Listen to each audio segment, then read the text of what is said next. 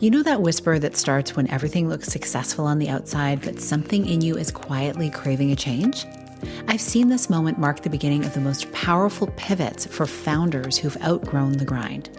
In this episode, I'll show you what that whisper really means, how to use it to fuel your next evolution without burning it all down, and what one client did to turn her digital fatigue into a brick-and-mortar dream. If your next level is calling, this might be your roadmap. Hi, welcome to the podcast. I'm Sheila Botello, and I'm committed to helping you reconnect to your purpose, elevate your well-being, and build your version of a happy, successful life. Today's episode is a real one, and it might feel a little close to home if you've ever found yourself in a season where your business is doing just fine, maybe even great, but inside, you're feeling a little foggy, a little restless, or maybe even bored. This isn't the early hustle phase. You're well beyond that. You've built the thing, you've made the money, you've served your clients, and yet something inside of you is whispering, what now? If that's you, you're in good company. This is a natural part of the founder growth cycle. We outgrow our containers. The business we built may no longer match the person we've become. But instead of being dramatic and burning it all down, what if you just got curious? I want to share a story with you today that perfectly captures this. One of my longtime clients had a thriving media business, and nearly a decade in, she had built a solid reputation, a consistent roster of clients, and a great income. But in her words, she was in the digital grind, and it wasn't bringing her joy anymore. So she moved to a new town and trying to create some change in her life to address this, thinking maybe this is what I need. And she fell in love with the walkable downtown core. So as she explored her new neighborhood, chatting with shop owners, lingering in cafes, she realized how much she missed people, in-person connection, the energy of a community. So to get out of the funk, she started baking again, something she'd always done to show love. And she started delivering these baked goods to some of her new friends that she'd met and even some of the shop owners because she really had a great connection with them. And that is when it clicked. There wasn't a single quality bakery in the area that served both everyday needs of the locals as well as offering a few special touches for gatherings, birthdays, or school events. It felt like a whisper, but she started listening. She went back to her work.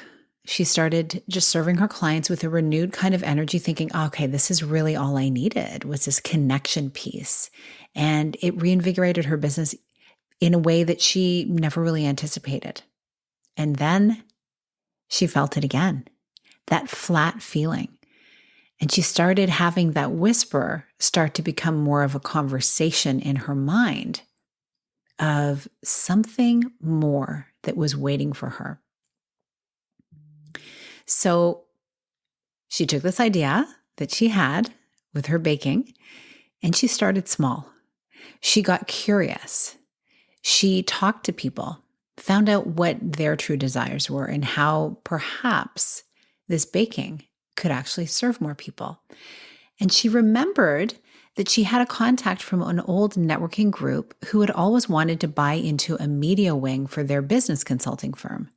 And that's when the idea sparked.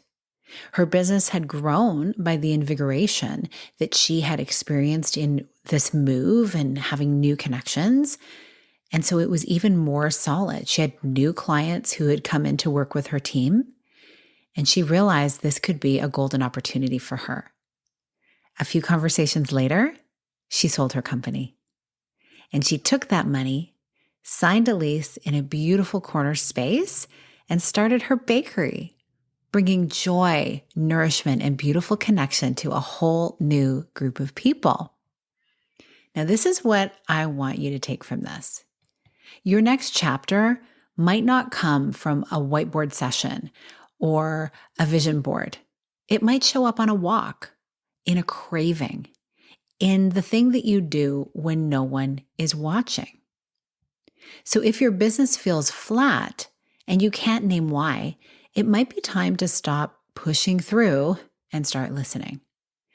Now, not every business pivot looks like a bakery, but every expansion does start with alignment.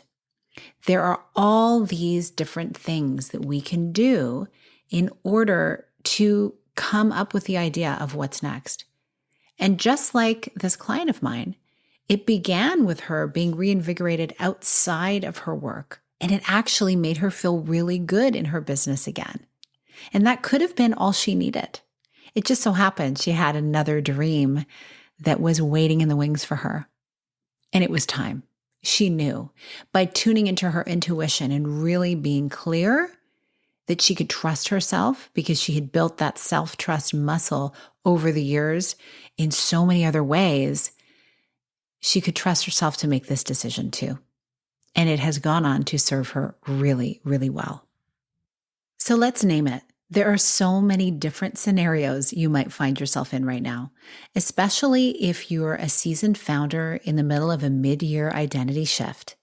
You might be running a successful business, but secretly bored by it, stuck in content cycles that no longer reflect who you've become, feeling resentful about the very offers that once excited you, maybe sensing the need to change your pricing, but afraid to rattle the current client base.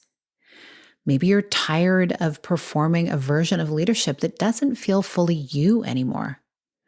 Or you're waking up with a full calendar, but very little true desire. Or you're knowing your brand needs to evolve, but you're unclear what's next.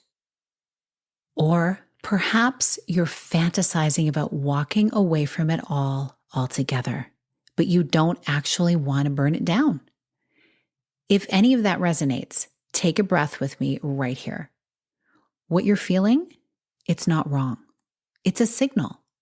One of the trickiest seasons in business is when what you built still works, but it no longer feels aligned. The sales come in, the team runs, the content lands. But you're gone from the center of it because you've shifted and the business hasn't caught up yet. This isn't a red flag. It's actually a green light to take a pause, to pause long enough to reclaim your alignment. Here's what I invite you to ask yourself today. What version of me built this business? And is that version of me still in charge? You can also ask, where am I most energized in my work right now?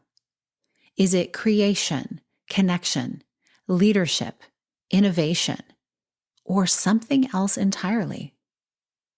A third question, what am I tolerating that used to feel exciting? Is it a certain type of client, a delivery method, a platform? And lastly, what kind of life do I want this business to fund? And am I actually living that life or just planning for it?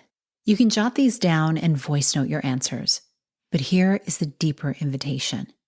Before you try to fix anything, get honest. Because clarity isn't found in your to-do list or in your next pivot. Clarity lives in your body, in your patterns, and in the space between pushing and pausing. Let me leave you with an image I often come back to when I'm on the edge of expansion. Imagine your business is a river. In the early years, you're in the middle of the current, paddling like crazy. There's white water, chaos, momentum.